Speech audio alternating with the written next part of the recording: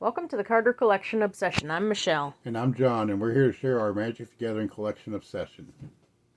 We recently did a show in Hilliard, just because we love doing the show. We're not in it to make money. We do it basically to push the YouTube channel and our Facebook page. We want to see people post on our Facebook page, stuff that they want to show off. That's what it's all about.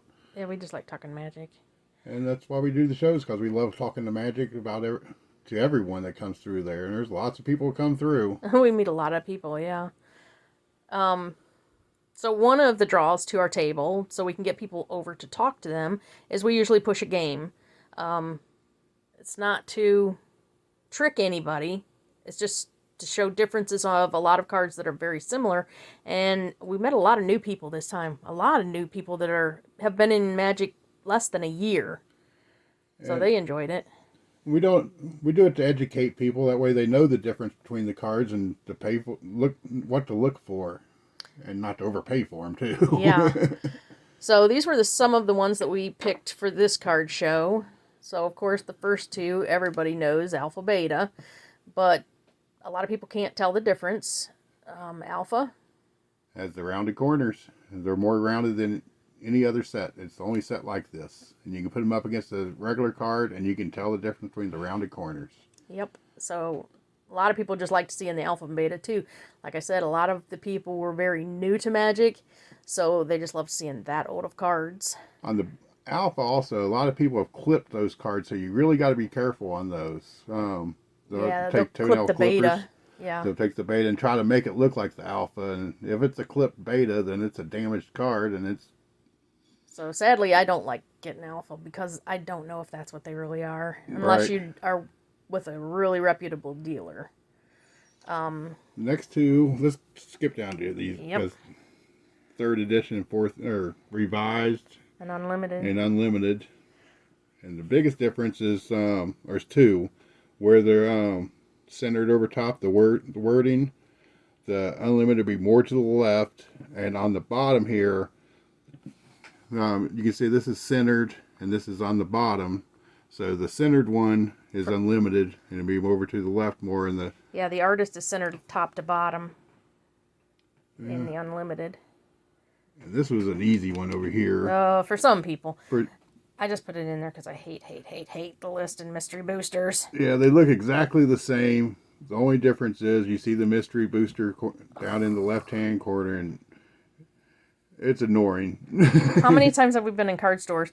And my thumb's always in that corner when I'm looking at cards at card stores.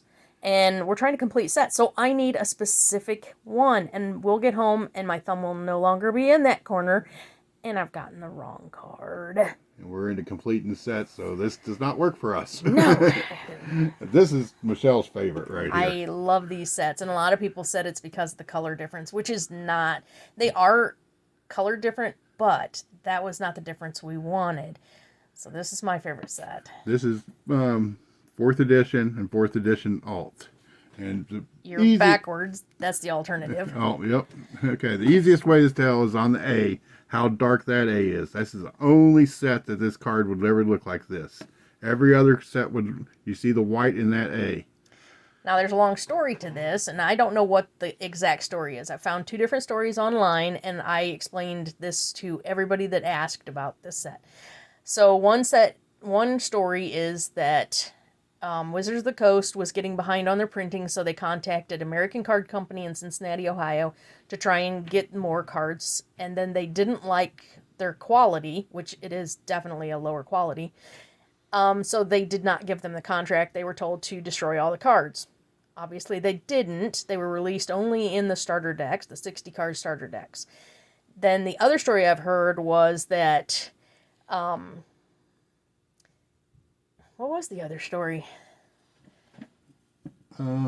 So Wizards of the Coast was looking for a new printer, and so contacted American Card Company out of Cincinnati, Ohio, and they didn't like the quality and told them to destroy them. Either way, they were supposed to have been destroyed, so they're known as the alternative 4th set. They do glow differently on the front under black light. They'll almost be a brown. The white outer edge will almost be a brownish. Yeah. But this is the quickest, easiest way. If you're in a card store, it's kind of weird to be using a black light. flashlight. They're worth about 100 times more than what the regular 4th editions are. In good condition because, like I said, they're very poor quality. The The paper's cardstock definitely isn't different. Yeah, that's why they're brighter a lot of times, not always. And to find an alternative 4th in good condition, you're talking a lot more money. So a lot of people were excited to learn about that, and everybody that had 4th edition cards said they were going home to check their cards. Right. And I'm like, that's exactly why we do this game. Yeah, they're expensive. They're very hard to find. We're very close on completing the set. I actually just snagged on eBay the Sylvan Library. Sylvan Library for $20. Alternative 4th. The person did not know that's what it was, and it should be in the mail tomorrow. So that We're hoping. will be a very expensive card. And the last set of here, this is Visions. This is a very unknown set. We had 2 card dealers not even know exactly professional card dealers. They own shops, and they failed on this game, both of them. We did have one winner for the game. Yeah, though. one regular person did win this time. This is the Multivision. Multiverse. And the Multiverse came into the box, had a cheetah just like this on the box, and there's 10 cards in there. And each one of them is variant, different than the regular one. And you can look it up on Google and look up for the Multiverse and see what the different versions are. But they're a lot rarer versions. Yeah, they were a 10-card set, and not a lot of people collect these, so they're not as much more expensive as regular Visions. I just like getting them because they are different. But there were 10 cards, and every one of the cards was a little bit different. These were put out about a year before Visions actually came out. So when Visions finally came out, they corrected all the errors. There was some spelling errors, some spacing errors, and they cropped some of the pictures. So all 10 are different. On the cheetah... it's down here. It's, King Cheetah is not capitalized on the Multiverse. So that is So they corrected it in the Visions, and it is capitalized. So it's a very subtle difference. And that one tripped most people up. Yeah, that and the 4th edition alts, a lot of people messed those up. A lot of people do the alpha and the betas. And the ones that didn't know it was neat. Like I said, the new people, they loved learning about the old cards and just even seeing the old cards. But...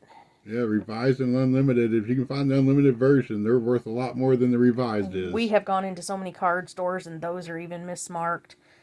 And it took me forever to be able to decipher those. But the biggest one is, for me, I can see the artist name at the bottom is way different. Let's see. We had a Pokemon. So there was a lot of Pokemon at this show. A lot of Pokemon cards, more than Magic this time. And we had a guy, and he just wondered what we were doing. And he's like, I don't know anything about Magic. And I says, well, try this. And he's like, yeah, I don't know anything. So we started explaining the cards. He had to have been there a half an hour talking to us. We might have a Pokemon person converted. He was really into it. He said the artwork is beautiful. Yeah, so he looked through our cards. He didn't buy anything, but we did spark an interest in a Pokemon person. We just do this for fun, and never want to trip anybody up. We're not right. tricking anybody. We do give prizes for anybody that... What do we give? We give a free old vintage card for everybody that at least tried, and then all the winners got packs, but we only had one winner this time. So, but they did get a $20 card out of the Theros pack, so that was great. Yeah. What kind of cards do we give away? We gave Antiquities, the Dark. I put like about 30 Legend cards Legends, in there, so the Legend cards are really cool. And we just want people, and that's the neat thing. The eyes lit up on those people that are new to Magic and got those old cards. Oh my gosh. They were a treat for those people. And we wanted to make sure we thanked everybody that did come out to the show, and we'll be there again in September 30th, I believe, in Hilliard. September 30th, yeah, at the Franklin County Fairgrounds in Hilliard. And we'll play a new game and have we're lots thinking of new about prizes. doing errors, common errors that people don't know. Yeah. So we've got quite a few of those. And it should be fun, and that's what we'd always want to do, make it fun. And educational. Yes. Our games are just for education. So if you enjoyed our video, like and subscribe. And find us on our Facebook group, Show Me Yours. I'll show you my Magic the Gathering collection obsession. Thank you.